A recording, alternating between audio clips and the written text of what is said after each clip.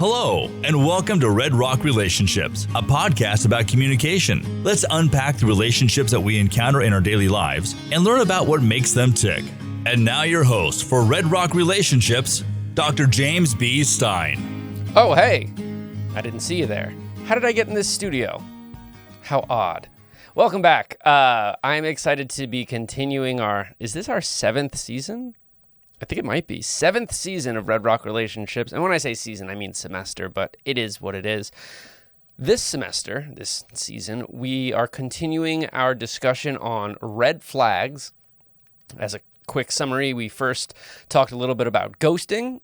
Then we talked about love bombing. And today we're going to talk about what I would call one of the most stereotypical classic red flags out there. We're going to talk about gaslighting. And to help me do that, I have recruited one Clint Graves, who is a visiting faculty member at the University of Miami at Ohio, which is always a trick question. But I know that because my former dissertation advisor, Dr. Mongeau, he worked there for quite some time. So that did not throw me off. Clint, thank you so much for joining the pod. Thank you for having me. Anytime. So one thing I like to do when we have new guests is just allow you a minute or two to sort of introduce yourself, discuss your background, maybe your area of research, anything you feel like you would want people to know. So I'll give you the floor and then we'll just get right into it.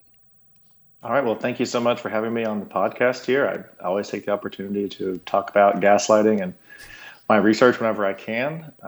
So like you said, I'm a visiting faculty at Miami University in Ohio. And I did my master's work at the University of Georgia under the direction of Jennifer Samp, who recently passed, actually. So I heard about that. That was tragic. Yeah. Yes. And so I will just say I miss her a lot, and I appreciate all the people that reached out and let me know. And so we'll move on from that. But she actually, a lot of the gaslighting work that we're going to talk about today formulated in her office with her staring at the ceiling. I can still remember it right now, her staring at the ceiling and just working through all this stuff with me. I did my master's work there with her in undergrad at the University of Tennessee. And a couple of publications on gaslighting. I've worked through a lot of the interpersonal and close relationship research and a lot of research in rhetoric and the philosophy of communication, which helped me really conceptualize gaslighting in a lot of different ways, which hopefully we'll get into some of that today. But yeah, I'm happy to be here. Oh, we will. And I think gaslighting is a perfect one of those opportunities to fold in, a lot of the rhetorical, political, critical elements of especially gendered violence. Mm-hmm. And so we may have to unpack that. Let's start with the basics before we jump into the deep end. Now, gaslighting is a term that's been used a lot in recent years. Really interestingly, it has shifted from the relational realm into the more political realm, and we'll see news pundits and politicians using the term when talking about their political enemies. Can we spend a moment here to both define gaslighting and then also explore how and where it might appear in various segments of society? So gaslighting has a long, rich history. So it gets its name from a play in 1938. But it sort of moved around in the 60s and psychoanalysis and got picked up in sort of pop psychology and self-help with Robin Stern, who's probably the most popular user of the term. But as you said, in politics, there's a huge spike in the use of gaslighting in popular culture and in politics. Probably, I think it was 2016, Lauren Duca, I think, wrote for Teen Vogue, Donald Trump is gaslighting America, which is one of the very first times you see it used. And she talks about all kinds of lies and things that Trump is accused of doing, right? But also Merriam-Webster made it the word of the year in 2022, right? It's come to stand in for this sort of distortion of truth, right? As a wholesale term. Yeah, it's really this act in which a perpetrator, theoretically, purposefully, right, manipulates a victim of sorts into questioning their reality, right? And so juxtapositioning the manipulator's false reality as equally as viable or equally as feasible as the victim's actual reality. And this harms people, right? It makes us question what's true and what's not, and it can, exacerbate mental health problems. And so, I don't think it's a surprise that we're seeing it a lot in politics, because politicians' jobs are essentially to gaslight the American people. It's just been done a little bit more blatantly in recent years. But relationally, what we're traditionally talking about here is one individual kind of holding a false reality up against actual reality and trying to convince the other person that those two things are ostensibly equal. Is that right? Yeah, phrase. I mean, I would adjust that just a little bit. I would think it's not so much when we talk about gaslighting, and this was a huge thing that Dr. Samp and we went back and forth about this a lot. It's about, it's not necessarily that there's just disagreement, right? You've got two people competing with competing claims. It's disagreement that's rooted in something a lot deeper than just saying you're wrong. It's saying that you're not even capable of being right. That's why you're wrong. Okay. Yeah. So it's not, you say it's red and I say it's blue. It's you say it's red and I say you can't even possibly know what the color is. Yeah, you've right? never even seen red, so how would you know? Yeah, exactly. Like, what is red? Are you even sure it exists? Right? Like, it's not just disagreement, which we'll get into that. I mean, I think Cynthia Stark was the one that she distinguishes gaslighting from mere disagreement. And mere disagreement, we have conflicts all the time. We have disagreements all the time. But when you start arguing with a person's ability to make sense of reality, that's when gaslighting starts to appear in a communicational, tactical form. I see. No, that I appreciate that clarification. So I think this is a really good transition into my next question, because theoretically there are some signs or correlations that we can probably draw. So given that gaslighting, as you just described it, is certainly an act of manipulation, how could we perhaps theoretically couch it? Like, for example, one of the things that just immediately strikes me is attachment theory, specifically in the communication discipline, and we've talked about this on the pod. We use like the 4-factor theory of attachment, one of which being the preoccupied style, the style in which you obsess over your partner, and your sense of self is like directly connected to them, and it leads to obsessive intrusive behaviors. Is that a good mechanism through which we can view it? Is maybe something like interpersonal deception theory more appropriate, or something else? What theories can we use to help couch our understanding? I think, when we talk about, let's say, like the dark side of communication, which sort of speaks generically about some of the more dysfunctional forms of communication and couches a whole bunch of theories, encompasses a lot of different things. You would see gaslighting sort of appear across a bunch of theories as a strategy, let's say, of communication, a strategy that's composed of tactics, right? It's like it's a level, it's a behavioral dynamic. Okay, it's a communication dynamic that requires the input of multiple actors to enact. It's like a little script. You say this, I say that. Well, a lot of theories could benefit from looking at gaslighting. I mean, interpersonal deception theory or truth default theory, whichever sort of lane you choose to view communication deception through, right? Both of them speak to, let's say, deception as a practice. Gaslighting is one possible way to deceive. It doesn't necessarily require deception, which is a point that I think a lot of people miss. A gaslighter could say something that's ostensibly true, and still be gaslighting you with it. It doesn't. What's actually being said, and this is the larger point of my work, I guess you'd say, is that what's being said really doesn't matter.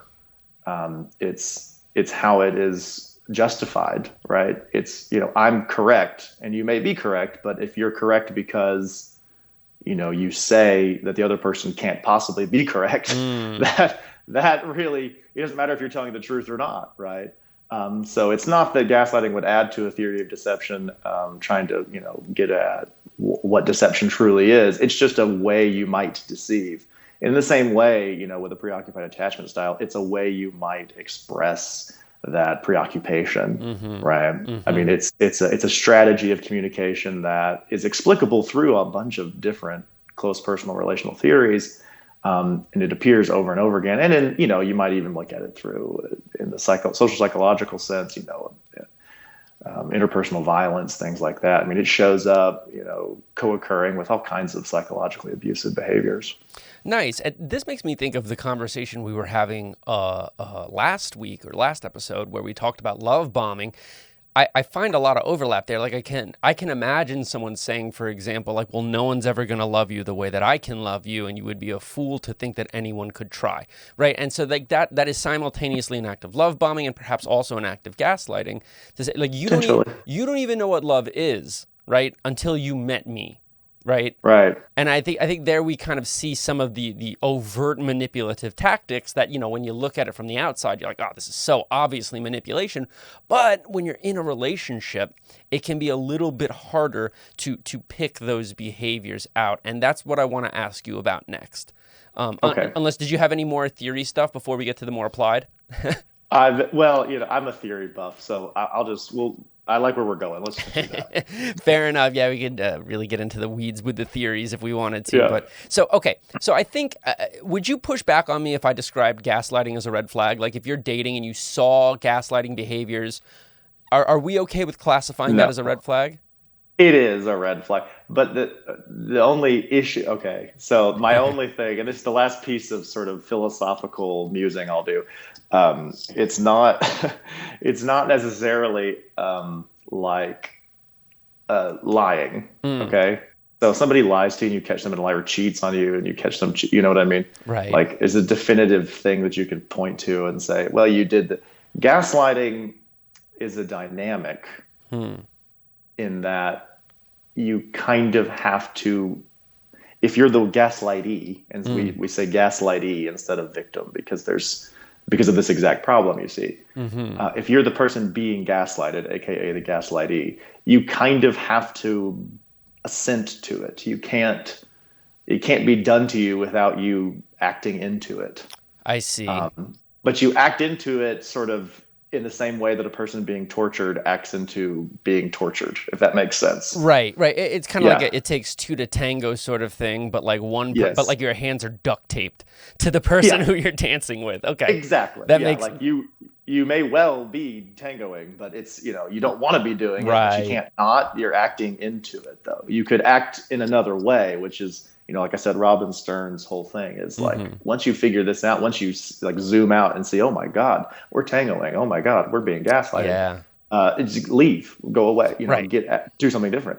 And that's the best advice that there is. But so it is a red flag, but it's not a red flag in that you can just kind of easily spot somebody doing it. Right. That makes sense. Right. There's no one discernible behavior that's like, oh, that's your gaslight. Right. It's like you said, it's a dynamic. So you might spot somebody trying to gaslight you. Right. Exactly. But if it's already happening, you've already acted into it.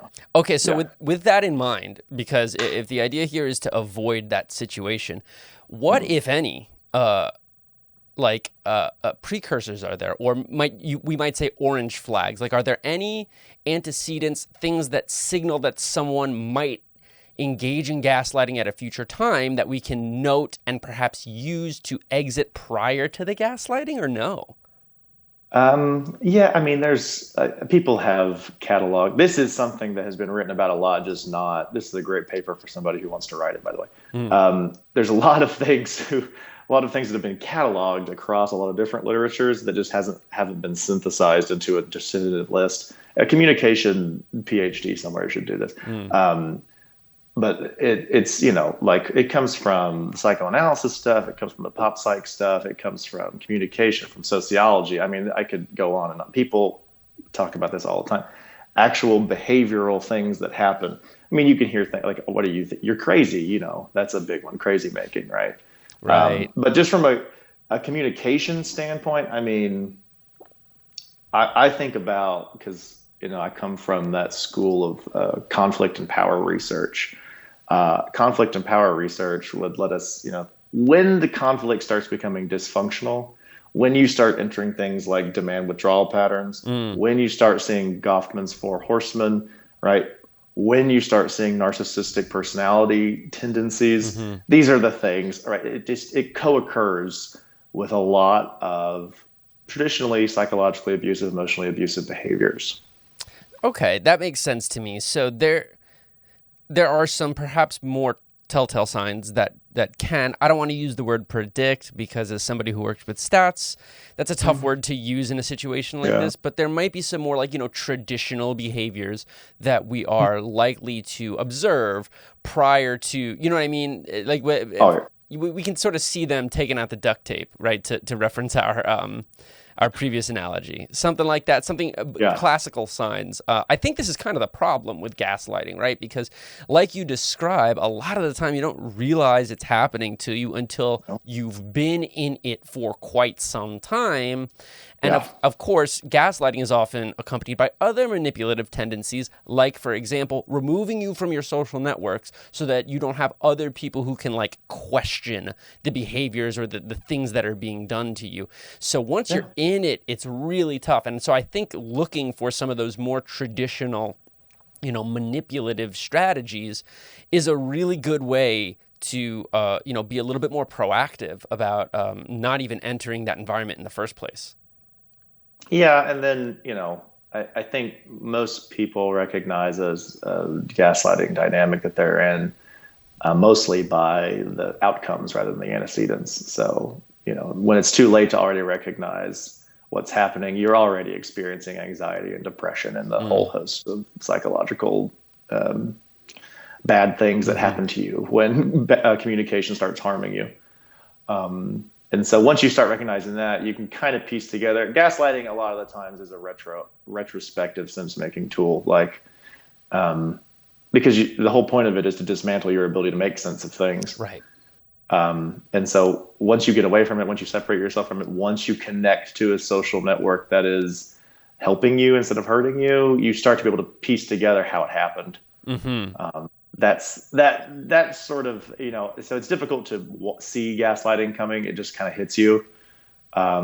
Because again, you got to put yourself in the shoes of the gaslighter. It's not something they're doing to you, right? It's something that you're doing together.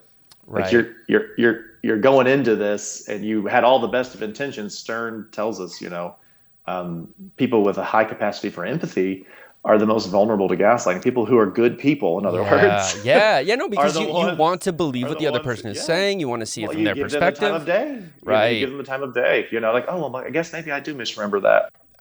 All right, so let's move on, because we've been talking so much from the perspective of you described this as the gaslighty. I like that terminology. I just want to spend a little bit of time talking about the other side of things, the gaslighter. So if we're thinking about ways in which we can get people to engage in and promote healthy relationships, I think one thing that we can do here is help distinguish something like gaslighting from more mundane, albeit potentially offensive or annoying behaviors, like what I would describe as being an ignorant schmuck, right? So right. So at what point do we shift as an actor, as a gaslighter? At what point do we shift from that sort of mundane deception or mundane misunderstanding into intentional psychological abuse? And then, of course, by extension, how can we catch ourselves doing that and perhaps prevent it? I like the idea of just being an ignorant schmuck. Ignorant schmucks could probably be gaslighters too. I don't know. But I think it gets back to this ultimate distinguishing factor of sort of what's being said. So if it comes down to, it's not mere disagreement, like Cynthia Stark, distinguishes. It's not, I disagree with you and I think I'm right. It's, I think I'm right and I think you can't possibly be right. You don't even have the ability to be right. And so it's for that reason that I'm right, right? And once you start getting into that territory, that's when it turns into gaslighting. And so it really bridges the question of intentionality. And so I'm in the camp of gaslighting isn't necessarily an intentional thing. And I would even go so far as to say it most of the time isn't. It's like people aren't nearly as clever as they think they are. Like it's difficult to decide you're going to gaslight somebody. like it has to, like gaslighting as a dynamic emerges up out of a certain kind of power relation between people. Right. And this imbalance of power, there's a certain imbalance that enables somebody to succumb to the idea that their reality isn't as valuable to them as being one with this other person. Okay. And so nobody really decides on, I'm going to gaslight this person into believing that they're crazy, right? It just sort of happens unintentionally. And this gets to that, like, I guess the big distinction I'm going to make, and this will tie it back into our theory conversation. Kathy Kellerman, back in the early 90s, wrote a paper about communication being inherently strategic, but primarily automatic. Yeah. And that, to me, that is gaslighting. You are just proceeding in a strategic way, communication, gaslighting as a strategy. And, you really are making decisions that are actually harming the person you're gaslighting. But you're not really thinking about it, and they're not really thinking about it. It's just happening. And so you kind of can't recognize it until you're in it. And you can certainly recognize it from the outside. That's a huge thing. If somebody else can name it for you, then you can kind of figure that part out. Therapists are good for that. But yeah, that's ultimately, I think, what distinguishes the ignorant schmuck from the gaslighter is not the ignorance, but the schmuckishness, if you will. It's what one of my old professors called not ignorance, but ignorance, right? It was like we just don't even pay attention to what we're doing, and that's kind of the problem. That's really interesting because I think it ties into what we've been discussing in previous episodes of like this like intentional effort to be mindful and to understand the perspective of other people and to like actively practice and improve empathetic tendencies in place of like self-serving tendencies, which aren't necessarily bad, but it can snowball pretty quickly when we get into that comfortable area of really only looking at the ways in which we can benefit from a situation. Yeah, I think that's a pretty good way of summing up. And again, it's not that I'm saying that a person who's gaslighting is innocent of the things they're doing. They're very much guilty. Right. It is a bad thing to do. It's just a situation in which like these things are happening automatically and people are acting into them. Yeah, and I think that the hegemonic nature of gendered relations feeds into this a lot because I think most of the literature reports on gaslighting in heterosexual relationships, and traditionally in those relationships, men hold more power and are therefore afforded more opportunities to gaslight. Not necessarily that they're quote unquote better or more efficient at it, but just that it appears for them as an option more often. Yeah, I mean, there's some research, I would say, that's a little bit to the counter of that. Just interesting. Some emerging numbers that say, women are better or gaslight more often than men. But that's a huge question and area for exploration. I think communication scholars really need to take up is the gendered nature of gaslighting. Yeah, I'd love to dig into some of that research, but unfortunately, we're out of time. So thank you so much, Clint, for being on the program. This was fascinating. It was great to learn about gaslighting. Yes, thank you so much for having me. All right, next time, we're going to talk about some obsessive behaviors. So until then, take care. You've been listening to Red Rock Relationships, a podcast about communication. Thank you so much for giving us some of your time. If you'd like to be on the show or have questions for us, please send us an email to redrockrelationships@gmail.com. You can also find us on Facebook, Instagram, Twitter, Spotify, or wherever you listen to your podcasts. Just search Red Rock Relationships. Thank you again. And remember, it all begins with good communication. This has been a production from a podcast studio.